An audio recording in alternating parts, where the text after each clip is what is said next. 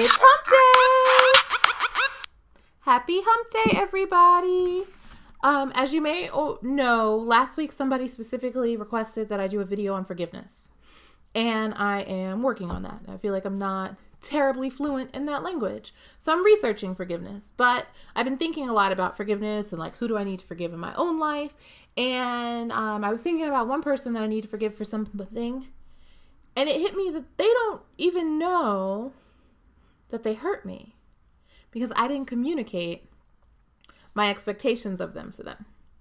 And so this week's affirmation is I communicate my wants, needs. I'm struggling with my camera today. I communicate my wants, needs, and expectations. Now that seems like it should be obvious, but a lot of this stuff seems like it should be obvious. And obviously, in reality, a lot of us struggle with these things. It's very common for us to operate assuming things and assuming that people know things, assuming that, let's say, I assume that if I always buy my brother dinner, if I go to the store, that I assume that he should pick me up some too. And he's like, why would I do that? I'm broke. Or he just doesn't think about it. But I never articulated the expectation because to me, it's just common sense. A lot of times we get upset with people for doing things that we've just declared to be common sense. And it may not be common sense or that obvious to the other person. So it's very important in your relationships, both romantic and just other interpersonal relationships and your work life and every area of your life to articulate your expectations.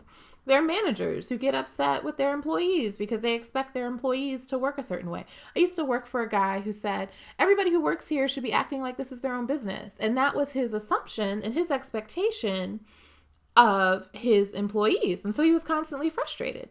And I was in a supervisory role. And I was like, well, I assume the opposite. I assume if people wanted to own their own business, they would, that they work here because they don't want that responsibility. So I don't expect people to kind of have the type of investment in this business that they would in their own, because it was the type of work where it's fairly easy for people to go out on their own. And so it's like, if you choose to be somebody's employee, it's because you don't want to do that extra step.